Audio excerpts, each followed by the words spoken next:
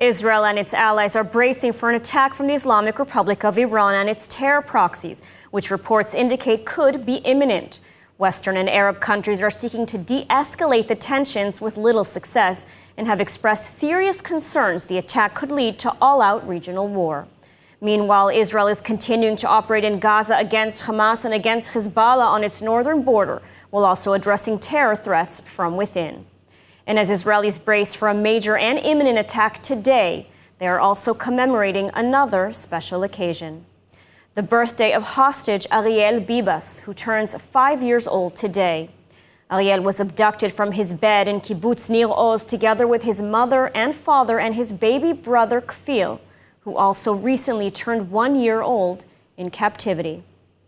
And so I want to take this moment to wish Ariel a happy birthday, as happy as it can be wherever he is in Gaza, and wish that him and all his family and all the hostages still being held for over 300 days return home. And security officials are convinced that a threatened Iranian attack on Israel is imminent. The Islamic State has made clear it will retaliate for the killing of Hamas leader Ismail Haniyeh in Tehran. As such, the U.S. and Israel have been working together, rebuilding the coalition to provide air defense. ILTV's Steve Leibovitz has the latest.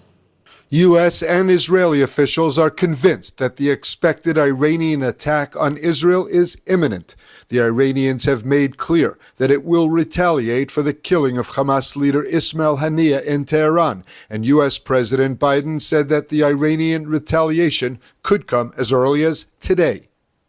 We've also been very, very consistent about proving, not just with words, but with action, that we're going to stand up and defend Israel. I mean, on April 13th, when Iran launched 300 missiles and drones, the United States had aircraft, fighter planes in the air to knock them down. We've now added additional naval and air assets to the region to help defend Israel again. I think we've proven time and time again that we're going to support Israel. Washington and Jerusalem have been working diplomatically to rebuild the coalition that helped defend Israel from the Iranian attack in mid-June.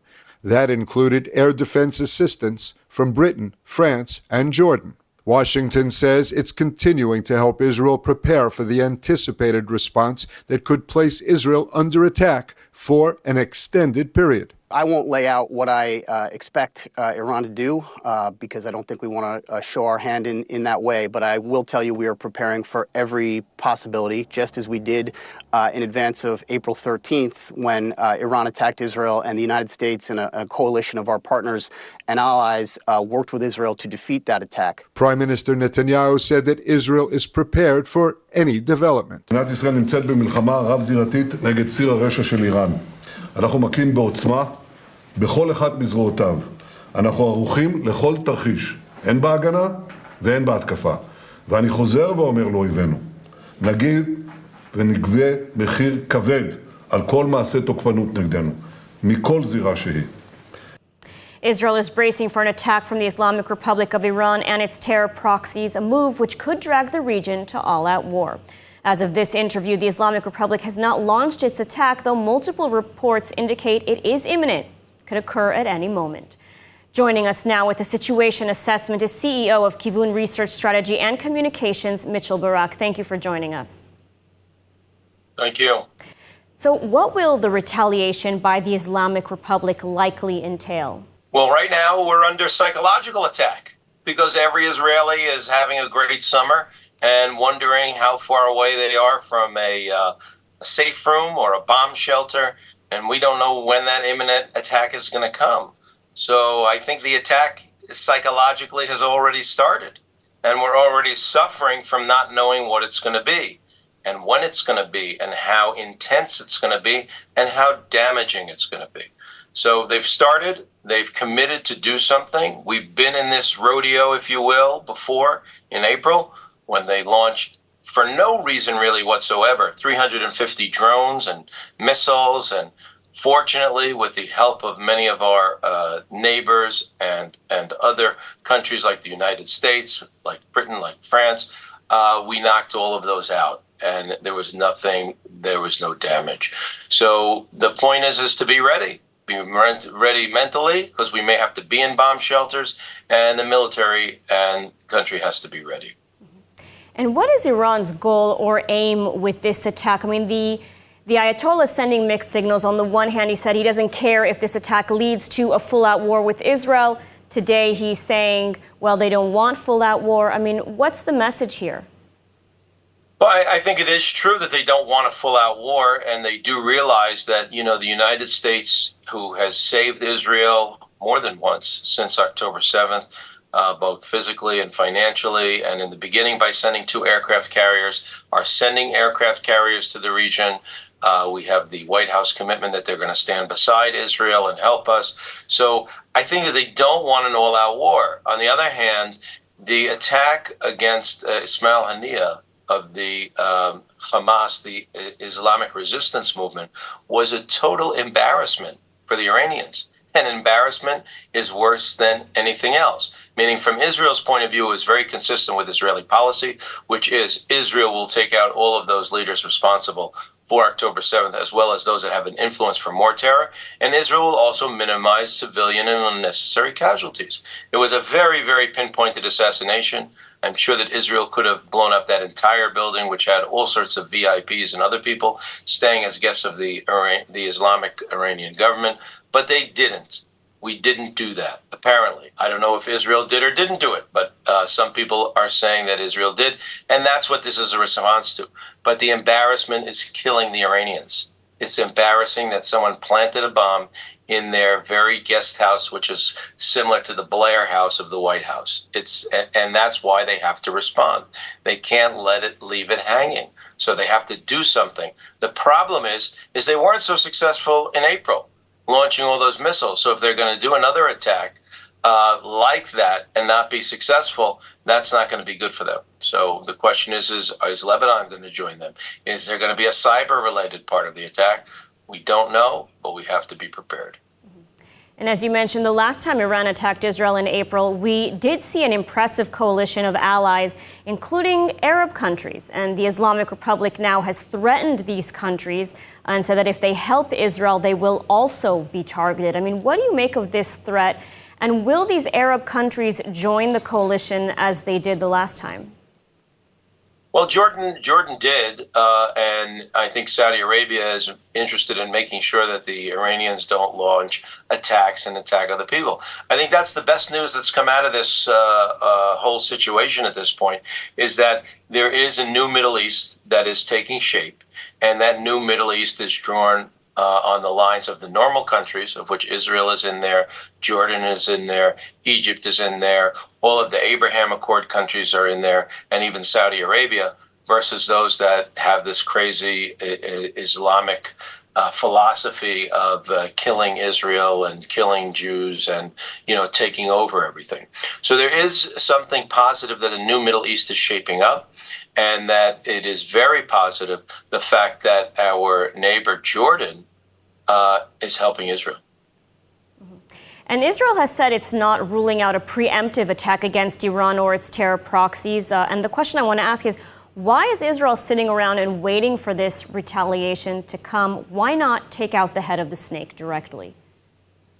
Well, Israel already started this back in April, meaning Israel attacked Iran in response to the April attack on Israel. Now Israel assassinates someone on Iranian soil, a guest of the Iranian government. So probably it's not the wisest move to, you know, do a preemptive strike, because that will really be raising the stakes and raising the tensions and getting maybe a bigger response. And it's not clear that Israel can do a preemptive strike, which would really, you know, debilitate the entire country. And I think that you want to wait and see what it is on the one hand. And, you know, there's a lot of diplomacy going on behind closed doors that we don't know about. And the U.S. and other countries don't want an escalation here. And, you know, Israel has to keep that in mind. I mean, we're still at war with Hamas in Gaza. I mean, that hasn't finished. Countries are putting pressure on Netanyahu to make the hostage deal already and stop the fighting there, at least temporarily. You know, so we're opening up. You know, in some world opinion, we're losing down south. We can't really win all around if we're, you know, at war with everyone at this point. All right, Will Mitchell-Barak, thank you so much for your analysis today. Thank you. And with Israel waiting for retaliation from the Islamic Republic, fears on the scale and timing of a possible retaliation grow among the population. ILTV's Ariella Lachiani went out in Tel Aviv to get a general feeling of how people are feeling. Let's take a look. Yes, Adar, so we are coming up to nearly a week since the IDF eliminated not only a top Hezbollah commander but also Hamas leader Haniyeh, and we are yet to see any form of retaliation from Iran, Hezbollah and or Hamas. And as time goes on, anticipation is growing and Israelis are becoming more and more concerned as to what kind of retaliation we should expect and when exactly that will come. So I'm here out now in Tel Aviv to speak to a few people, to hear how they're feeling and to see if they are preparing for an attack. Just got to stay safe, follow the Homefront Command's guidelines, and yeah, just got our bomb shelter, go with some water, with some snacks, and I mean, it's a beautiful day out, just got to take each day as it comes. Actually, I'm not preparing. Maybe bringing a little bit more water into the house, but that's more or less. I'm much more afraid of my wife than the Iranians, so that's more or less it. Yeah, definitely feeling a little bit anxious, a little bit scared, but it's just the reality we live in Israel, and the people are amazing, spirits are high, so just got to hope for the best. It's not that I don't think there will be damage and serious damage to Israel, but this is the price that we have to pay, and that's it. You don't see, in generally, running away of Israelis from the country. You see them standing quite strong. It's quite impressive, I think, because there's no way to run away. That's it. I think, in Hebrew, "En ani li mili," like it's just me for me. But I think we have help from America. But it's just Israel. Am Israel Chai. I think this, the support last time in the Iranian attack really showed the strength we built in our allies. So I really hope it's a good versus evil thing again, and the world can come together to really fight and battle evil. And the IDF Homefront Command has launched a new system to send location-based public warning messages directly to mobile phones. This technology aims to enhance emergency alert capabilities during large-scale events like rocket attacks. ILTV's editor-in-chief Maayan Hoffman has more. The IDF Homefront Command has introduced a new system for sending location-based public warning messages after successful trials. The alert system, known as Cell Broadcast, allows short messages to be sent to multiple phone users within a defined area. Similar systems are used in many other countries. The messages reach mobile phones directly, requiring no action from the recipient. This internationally recognized cellular technology can distribute messages to many subscribers in the same area simultaneously. The Homefront Command said that the system will be useful during large-scale emergencies, such as rocket attacks on Israel. Alerts will appear on users' phones and will be accompanied by an alarm and an emergency message.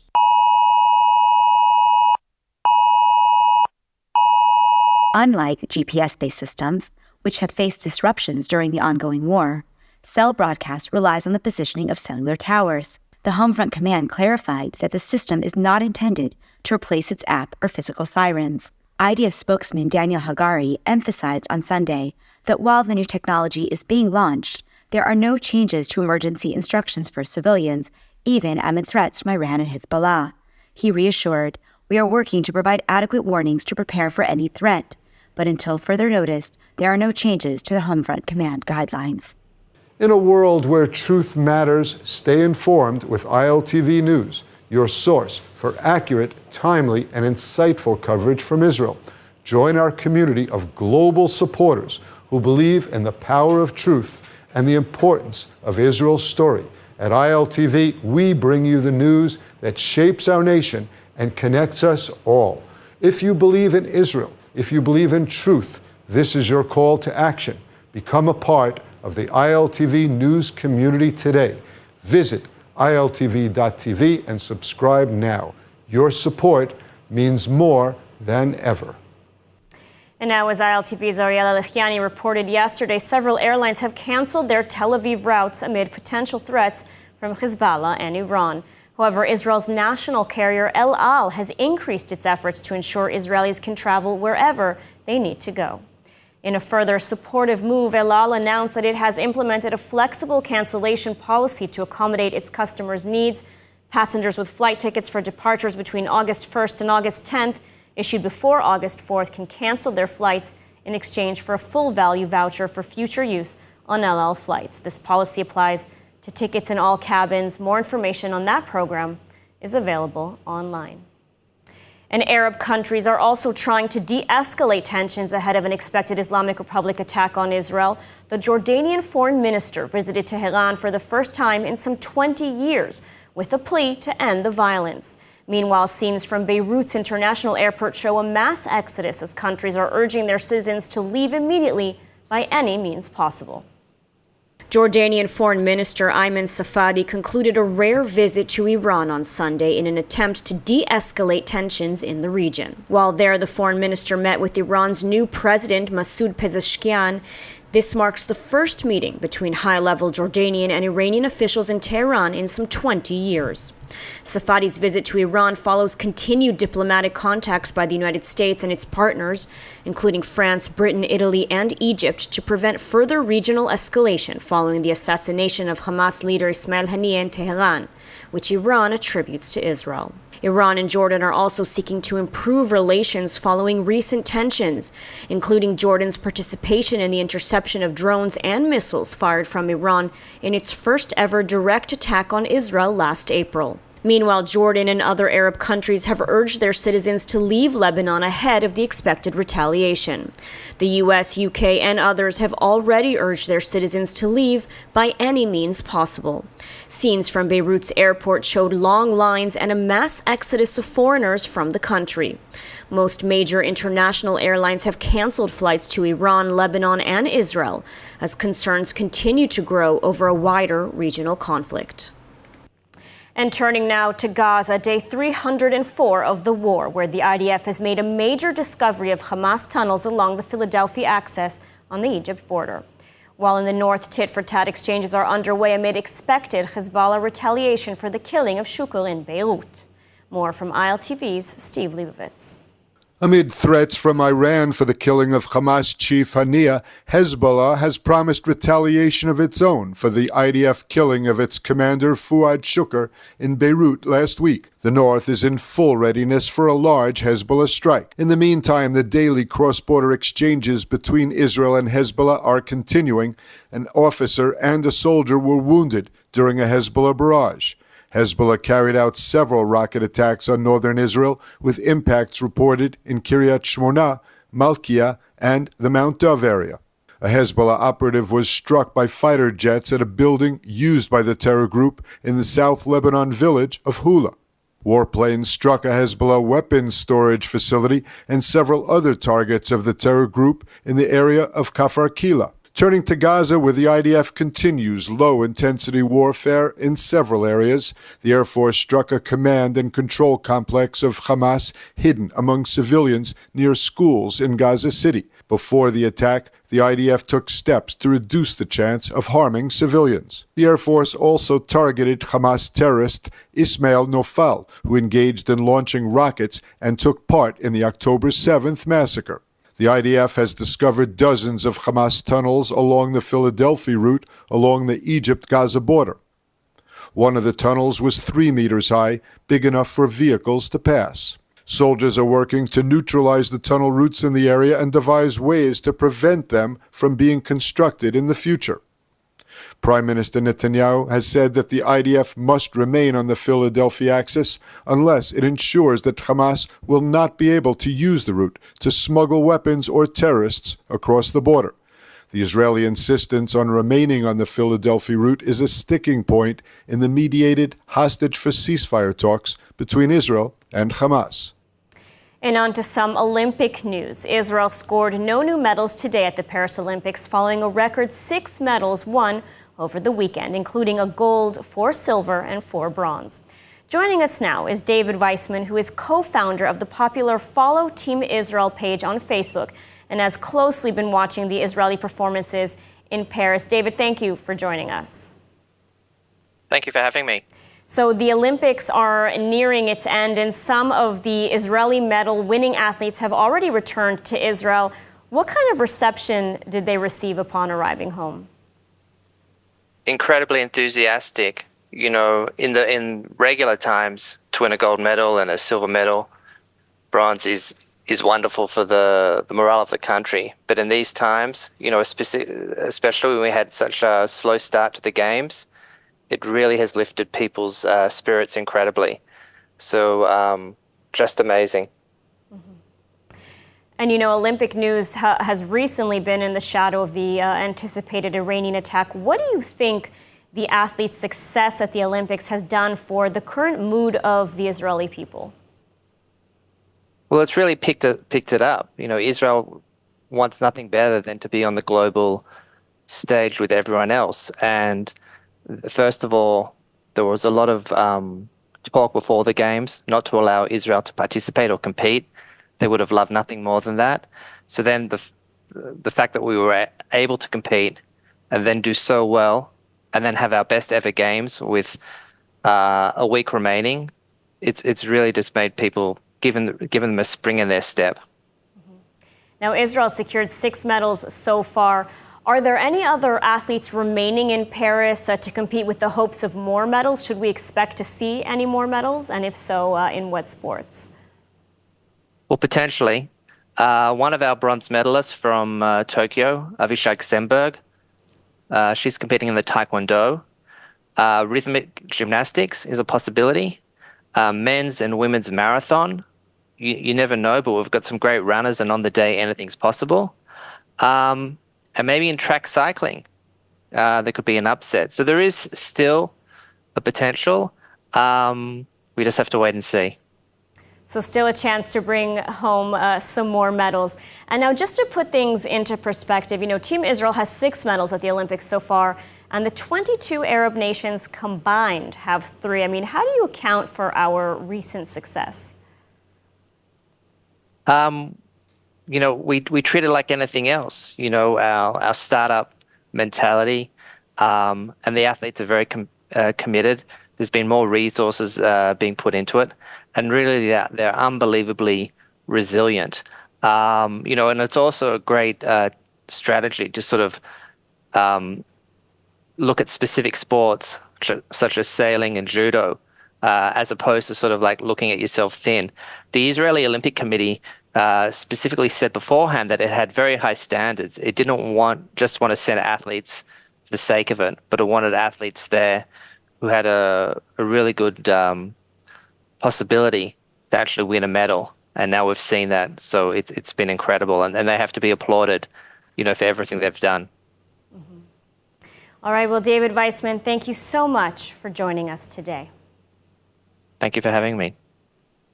And let's wish a good luck to the remaining Olympic athletes in Paris. Let's hope that they'll be able to bring home more medals for Israel. And now let's take a look at the weather forecast. Mostly clear skies are expected tonight around the country, with temperatures reaching lows of around 22 degrees Celsius or 73 degrees Fahrenheit. Then tomorrow, sunny skies are expected alongside hot temperatures reaching highs of 34 degrees Celsius or 94 degrees Fahrenheit. And that's a wrap for today's news. For the latest updates from Israel on all your devices, be sure to follow our ILTV channels, subscribe to our newsletter, and explore our website, iltv.tv. Stay informed with the latest news straight from the heart of Israel. I'm Ladar Gravelazi. Be well, stay safe, and thank you so much for watching.